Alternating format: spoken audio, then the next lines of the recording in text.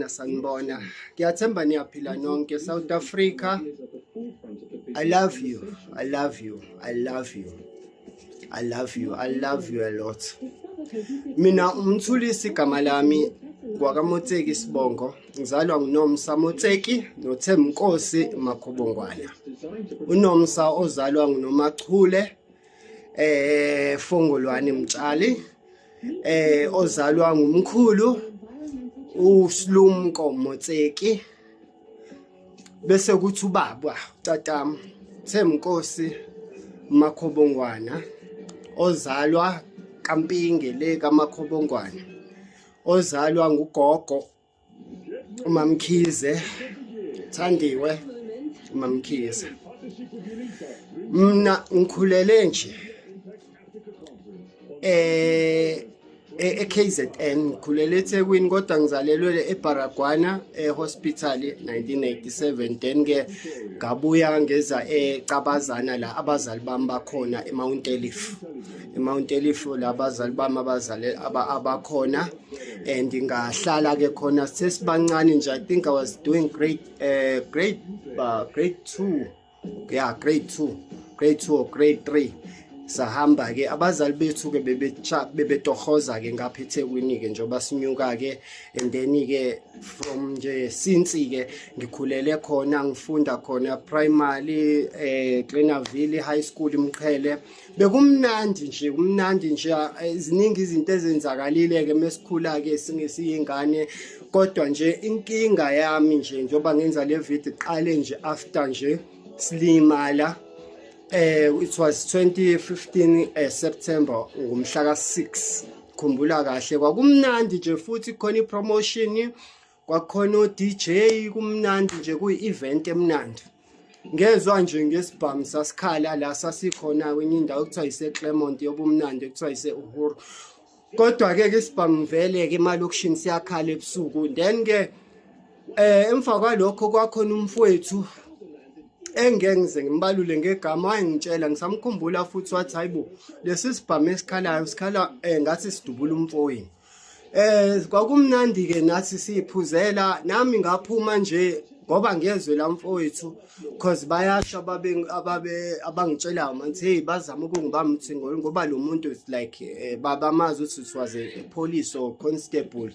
Uyabo, mina ke ngathi ngiphuma umuntu engangimbona umfowethu, bazi kwakusekuyintatha ngibona yena esamile. I didn't know ukuthi kanti lo muntu usadubula because ngangiya kuyena straight umfowethu, and ngase ngiyadubuleka ke nami inhlava ezangidubula ezila ngemuva 1 2. Kuyimanje ngihleli kwi-wheelchair since ngalinyazwa uyena, inhlava ezazi-4 kusakhona eyodwa esele la kumina. But emva kwalokho ngaphaphama sengiphaphama esibhedlela esase-RK Khan. Mase ngiphaphama lapho ngiphaphama kukhona abantu bomthetho, ngiboshiwe onyaweni. Mengiboshiwe onyaweni ngiyabuyisa ingqondo, hayibo sengiyakhumbuza khona okwenzakalele. And then I asked one of unesa, ngisazi noma inesi ukuthi hayibo kwenzakaleni. Ubafo ngcine kwenzeka into ukuthi kwasho kwathi hayi ke ubafo udluliseliwe, ulimele kakhulu yabo. Okay, it was fine. Mase ngiyakhombuza ukuthi hayibo ngaboshwa manje kwenzakalani. Then laba amaphoyisa lawa ayengibophile basho bathi hayi ngazi ukuthi sinecala, bakhuluma something nje engayi-understand yabo leyo nto. Okay, emva kwalokho kwafika ke abazali ke sebetsheliwe ukuthi ngivukile ke, base abazali uma wami wahamba nomunye umalume alale ngokuthula ongasekho yabo. So bazali ngiyabona ke vele ukuthi no ngathi kuneyinkinga ekhona yabo leyo nto, mhlawumbe isonto laseliphelile futhi yabo leyo nto. Kanti umfowethu kuthiwa washona ke ngesikhathi sisuka lapho ku-incident saya kaDabeka, sasuka kaDabeka sase se-RK Khan. Mina ngangithule unconscious, mina nje umuntu wakuthiwa nje kuphelile ngami, yena umuntu wayekhuluma. And then kwathiwa ke wagcina kushona yena ke, then nami ngoNkulunkulu ngavuka ke uyabo. So mase abazali ke base bayashoka ukuthi hayibo umfowethu ke ugcine eshonile. and usengcwatshiwe umfowethu wangcwatshwa ngomhla ka-12 September. It was kwakwi-birthday kama wami ngcwaba umfowethu lo odutshulwe ilo bhuti lo. Mina angimazi lo bhuti, angikaze ngihlangane naye, angaze ngixabane naye, and mina vele ngangahambi nanomfowethu ngalesi sikhathi yenzeka lento. Mina ngangihamba nabafowethu ngayizwa inhlavu ngaphuma, mase ngiphuma nami ngafike ngadubuleka salala kanjalo. Mase ngithola kwi-statement esibhaliwe laphana uthi lo mfethu kuthiwa ngasasizama umhlasela noma sizama ukubamba inkunzi or something, but into yayisihlanganisa sobabili, but wayengazi mina ukuthi mina ngumfowabo ngoba ngakubhalwe lapho i-statement like a friend or something.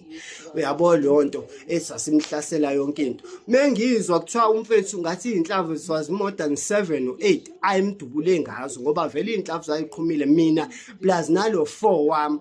Yayizwa shuthi nje it's almost over 13 yenhlavu ayisidubula ngaso, kodwa lo muntu kuthiwa umuntu omthetho. Uyayizwa lonto. So emva kwalokho ngahlala I think almost 6 or 7 months esibhedlela, ngehla ngenyuka iRK Khane ngiboshiwe, ngiya kwifizo, abantu nje bazongazi ukuthi mina ngumuntu nginganake ngumuntu angazi isigebengu yonke lonto. Even abasekhaya ababefika bezongibona bebesuka emakhaya le Eastern Cape bafika lana baze bafika emakhaya ibhlungu lento, bafike baspreada i-message wrong, nabanye basemakhaya bathola i-message wrong kuthiwa thina siyigebengu, thina sasihlasela iphoyisa kwasho kwacima. Mina ngiyayikhulumela ke mina ngumthulisi, yes sizenzile izinto njengabafana mhlawumbe ezokuganga, kodwa I never kill anyone. Angikaze ngibe isigebengu ngibamba inkunzi mhlambe kwenzakaleni. Uyabo, so into engizizele lana ukuthi ngizoclarify ukuthi ibhlungu lento ngoba since ngalimala ngiyehla ngiyenyuka ezibhedlela ngempilo yami, and mina ngalimalela into engekho. Ngisho ngathiwa mhlawumbe babexabene nomfowethu ngendlela babexabene, because ngathola ukuthi kuthiwa babexabene nomfethu hayi ngalolo suku, ngosuku a week or 2 weeks before enze lento kwenye indawo wase lo mfethu lo wasidubula washo ukuthi uyamlandela lo mfethu and futhi uzomthola ngoba phela yena uyiphoyisa and uyadubula. And lo baba lo owasidubula ngiyalazi igama lakhe, angaze ngikhulume nawe, ngiyamazi ubesebenzela kaDabeka, kuthiwa manje usasebenzela le ko Hillcrest. Kuyimanje kuthiwa abantu bafika beIPD, babefika kumina sengiphumile esibhedlela. Ubabe uthu India nobaba IPD baseThekwini, babe investigator lelo cala. Mina icala bengakaze livulwe icala for estate. Ngathi ngiyezwa kuthiwa ngazi ufakazi abukho lo muntu, angazi noma wabosha noma kwenzakalani. Uyayizwa lonto. Mina 6 months ngihamba esibhedlela ngiyisibosha ngiboshiwe, ngathi ngesinye isikhathi sesiya kuthiwa siya eAlbert. Kuyimanje angaze ngilithole mina usizo empilweni yami, namanje ngisakuyilicheck sanani inhlamvu enye sakhona la enqeni enye ngaze ngafuka ukuthi ngicela bangikhiphe yona eRK Khane. Ngihamba izinto nginenkinga eziningi engihlangabezana nazo since ngilolo yasuku. Nginabantwana engakwazi namhlanje ukuthi ngiba provide ngendlela because I'm not working, ngistrugglisha ngale ndaba le. Namhlanje uma wami une trauma since kwenzeka leyanto, umfana wakhe wabulawa, umfana wakhe omunye wahlaliswa ku-wheelchair, akukho cala, akukho umuntu waboshwa, ngazi ukuthi nje kwabulawa izinja. Ngicela nazi-ke ma-South Africans ukuthi thina sihlukumezekile, kodwa ekugcineni mesithi thina siyakhuluma, siyasatshiswa kuthiwa hayi bungayikhulumi lento uzobulawa kwasha wacima. Ibhlungu lento eyenzeka empilweni yami ngoba nginezinto eziningi manje, isibhedlela nginezincwadi, ngihamba lezi nalezi izilonda zivela through isimo sami lesi. Uyabo, nansi i-wheelchair, nansi ngihamba ngayo kuyimanje ngisekhaya, but ngiyazi ukuthi vele mhlambe uzophinda ngithumelele ngabantu or mhlambe noma mhlambe kanjani, but angaze ngixabane naye. angimazi ngisho umazi ebusweni kuyimanje angimazi, but sengiyamazi ngoba abantu babengitshengisa abamazi abafethu efonini, kodwa ngikaze ngihlangane naye, ngikaze ngimthuka, nganze ngenze lutho. Ebengifisa ukwazi ukuthi entweni enjena kwenziwa njani ngoba sekuyophela almost manje from 2050 10 years usiyophela, and ubulungisa ngaze ngikuthole, and i-state sangibopha ngehla ngenyuka. Emva kwalokho kwathiwa hayi icala liphelile, ngakhunyulwa, ngadedelwa, ngaqhubeka nje ngayipatient njengamanye ama-patient, kodwa isithunzi sami sicikeleke phansi. Mina la engikhona kuyimanje la emakhaya mengifikile ngihambe lento zabantu bangibuka nje like angisigebengu, angazi ukuthi mhlampe ngobani kuthiwa umuntu sithina sahlasela iphoyisa kwasha kwacima wavutha. Abantu base South Africa izwe siphila kulona libhlungu ngoba manje asikwazi nokuyikhulumela. Umzali wami kuyimanje uyehla uyenyuka, uyazama, akasebenzi, kodwa ekugcineni walinyazelwa. Mina umuntu omdala ekhaya bengizama, ngisebenza, ngikwazi ukuthi ngibeke isinkwa. Umfowethu naye wezama esebenza ukuthi akwazi ukubeka isinkwa, naye ngeke ngimkhulumele ngoba ubenawo amaphutha akhe, and amaphutha akhe wejezelile amaphutha akhe. Mina ngenzeni? Ngihleli phansi kuthi manje abantu abaningi bangibalekela zonke ezinye izinto, abanye phela omunye umuntu uzwa leyo nto bese kubiza ngaleyo nto. Kuyimanje ifamily yami le enyaka baba abangifuni, ayikho nento abangisupporta ngayo ngobani kuthiwa thina sizisigebengu ngoba nakuhlala koThekwini. Kungani bantu base South Africa nisijezisela ukuthi abazali bethu basuka emakhaya bayosebenza koGoli nakoThekwini bahamba nathi, thina sisikhulele khona emalokishini kunezigameko zakhona ukuthi ngisho ungenzanga lutho uxabane nomuntu ugcina sowulinyazwa, ugcina sowulentoza. Masubuyele emakhaya bayakunyuka kube ngazuthi wena awuyena umuntu noma mhlawumbe kanjani. Even mina la emakhaya ayikho into engayenzanga, uma wami ayikho into angayenzela umphakathi. Mina ayikho umuntu ongangazi la emakhaya esikhule naye, kodwa mina namhlanje ngibukwa njengomuntu ongazi ukuthi uyayideserve lempilo ayiphilayo. Angikaze ngibuthola ubulungiswa ngokulinyazwa kwami, angikaze ngibuthola ubulungiswa ngokubulawa kwamfowethu uMthokozisi. Kubhlungu okwenzakalayo ngoba yena lo muntu usaphila, usayiphilela impilo yakhe, and siyathreatenisha ukuthi mengase kuthiwa ngiyalivula icala ngizodutshulwa noma mhlawumbe ngizobulawa. Kubhlungu ngoba vele mina engimdala nginabantwana, umfowethu wayinabantwana abawu2 abashile. Kuyimanje labantwana laba abanababa, mina efanele ngaba ngiyababheka. Mina nami ngiyazama ngendlela yami, uma wethu osele akasebenzi. So iminto bengifuna ukuyibuza, ngicela ningisize ukuthi kulesimo ezikanjena wenze njani, ngoba ekugcineni kubhlungu, hlale ngikhala everyday. Ziningi izinto ezenzakalayo engeke ngiyichaze la kule process engidlula kuyona. I almost lose my life. Angaze kodwa ngizama ukuzibulala, angaze ngizama ucabanga ngisho nokuyibulala, kodwa bengihlale ngizama each and every year ukuthi ngihamba ibhedlela. Angikwazi ngisho ukuhlala nabantu kahle, angikwazi ngisho ukuenjoya nabantu because nginezinto ezinkinga through njoba ngalimali. Angikaze ngilithole usizo, uyezwa, angikaze ngithole umuntu ozothi hlale phansi nami athi afuna ukungisiza. Ngiyazama ukuthi ngithole abameli ukuthi ngingale, anginayo imali. Bengicela ukubuza ukuthi umuntu onenkinga ofana nami wenze njani, ngoba ekugcineni ngeke ngikwazi ukuphumula, ubulungiswa bungekho. Abantwana bakhulile manje, bayakhula, bayangibuza, and nami kubhlungu impilo engiyiphilayo mengibona isimo sasekhaya. Nami ngazi ukuthi yazi ngaba at least mhlawumbe nami kube ngiphakeme, ngaba ngiyakwenza u1 no2 no3. Anginankinga nabangishiyile, anginankinga nabangikhuluma kambi, kodwa ngiyazi ukuthi mina angikho perfect. but ngiyazi ukuthi angikaze ngimbulala umuntu, angikaze ngiyibambe inkunzi, angikaze ngizama ukuyijeka imoto. Mina esesikhathi ngangingakwazi ngisho ukushayela besilimaza nomfowethu bengazi ukushayela, bengangisho ilicense. Uyezwa, ukulimala kwethu ukuthi nje besiphuzela sambe nezimoto, siginqeke nezimoto, kube yileyo nto leyo. Kodwa le yokulinyazwa ngumuntu kwabuhlungu kanje njengenja, nanamhlanje ngibukeka njengomuntu owayideserve lento eyenzeka, kodwa abantu abazi. Manje okubuhlungu abasekhaya labo esibathembile, ibona abantu abahambe bespreada ilentoza information engekho. Laba babefikile bezongibona, beyabona amaphoyisa. Mase ngifika laphana bangibukisa okumuntu oyesigebengu, ngithi ngiyachaza abakwazi ukungimamela ngoba egcineni bangilwisa nangolwimi. Ulwimi lelo engilikhulumayo ulwimi esalifunda mowambile umncane uyofunda ko-China. Obvious uzosuma usubuye umdala ngeke ungasikhuluma isi-China, kodwa ngiyathetha, ngiyakwazi ukukhuluma isiZulu.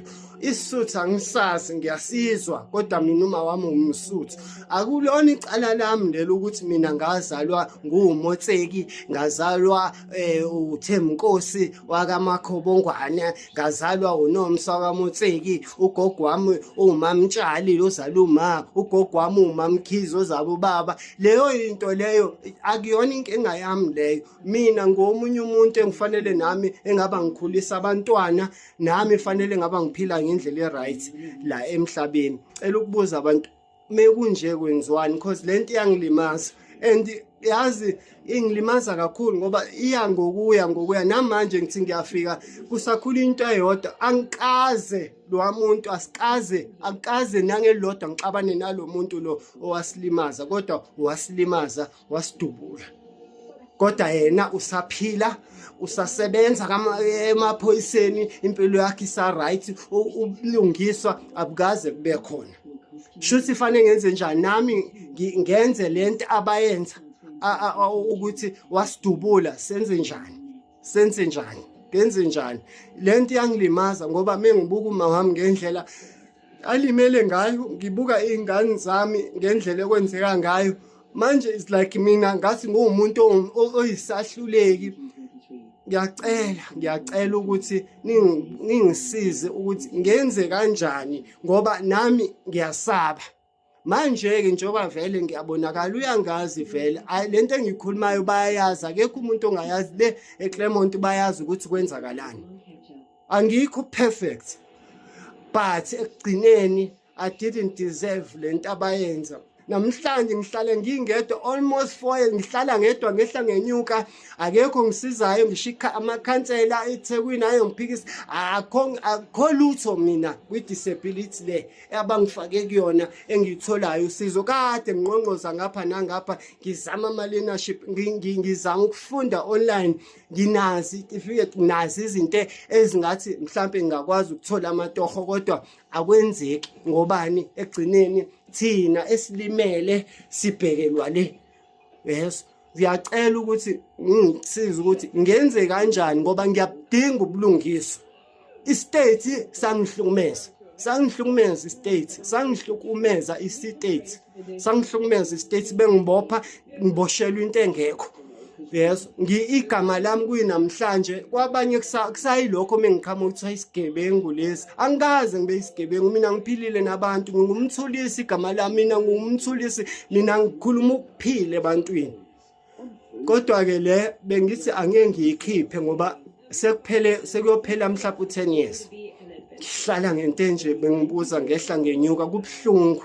Ziningi izinto ezenzakalayo personally engenze ngiyidisclose lana, but ngicela ukubuza ukuthi kule simo esikanjena ngingenza kanjani. Ngiyacela ningisize. Kuyimanje njengoba ngikhuluma la, I know ukuthi mhlambe khona vela kade wayekuzama even nangemithi nangazonke izinto, kodwa-ke I'm willing ukuthi-ke noma ngathiwa kwenzakalani empilweni yami, but iy'ngane zami will know ukuthi iyasukelaphi lento. Akekho omunye umuntu oyisitha kumina. Umuntu oyisitha kumina isitha ilo owasilimaza, ilo wadubula umfowethu, ilo walimaza mina. Umfowethu babeqabene nabo, okay, babengasolvana ngendlela ababesolvana ngayo, kodwa ku-right yini ukuthi adutshulwe more than 8 bullets engaphethe lutho, engenzanga engadubuli yena?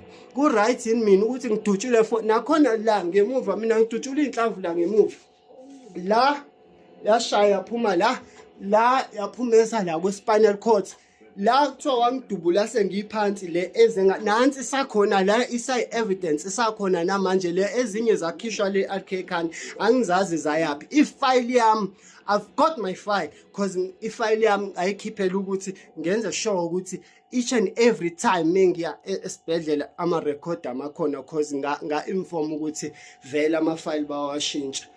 Khathele ukuthula manje, khathele I rather die ngokuthi abantu bazi ukuthi kwenzakalani. Mina ngikhathele ukuthi mengiqhamuka lapha ngibukeke kwesigebengu ngibe ngishizila ngihlamba phansi ubuhlungu manje ngihleli la, mekufanele ngiphume ngiye lapha ngoba isemakhaya indlela zihambi kahle, kumele ngimemeze, kumele ngicela, ngihlale usuku lonke mengekho umuntu, ngihlale ngedwa, yezwa. But ekugcineni ngingene ezibhedlela, nakhona esibhedlela ufika angasakhuluma kakhulu, ikona nje bengifuna ngikwazi. Ngalinyazwa umuntu, kuyashiwo kuthiwa uMadlovu, lowo muntu kuyashiwo kuthiwa uMadlovu. Ushiwa futhi abamazi ukuthi hayi usebaqedile, but-ke mina kubuhlungu ngoba egcineni impilo yami yalinyazwa nguwe. Ngaba ngikude mhlawumbe namhlanje, ngaba mhlawumbe kungcono ngokwempilo yami namhlanje. Ingakho it's fine. Bengifuna ukubuza ukuthi ngenze kanjani manje, kuphi engifuna ukwenza, because sengizamile ukuthi hayi ngiyazama ukuba happy, ayikho into engijabulisayo. Ngisho kuthiwa mhlawumbe abantu ba happy, mina kuba khona into ezongicindezela through le situation engikuyona, uyabo. But kulungile, nansi i-wheelchair ngihamba ngayo, nansi bayangazi abangaziyo, uyabo. Leyo nto baningi abangishiye, mashiwa abantu engibathembile abanye, kodwa anginankinga, because vele egcineni inkinga ngeyami. uNkulunkulu unami, ngiyabonga uNkulunkulu uhlale nami, ngihlale ngikhuleka, ngiyazi ukuthi uNkulunkulu. Hello Mzansi, welcome to Mgoso Mzansi. If today is your first time visiting this channel, please do the right thing and click the subscribe button, and also don't forget to smash the like button. Yosazaba buhlungu kakhulu story support lapha ku TikTok. Lotho uqala lesito ukuthi tukwalesimo labukene naso ende njani. Guys, it's so sad. Uthi akakasabuthole bulungiswa. It's been 10 years now. Liphoyisa solo liyade chubekela nempilo yalo, ngazi ukuthi akuyendekanga lutho yakhe impilo imile, usahleli ku wheelchair even until today.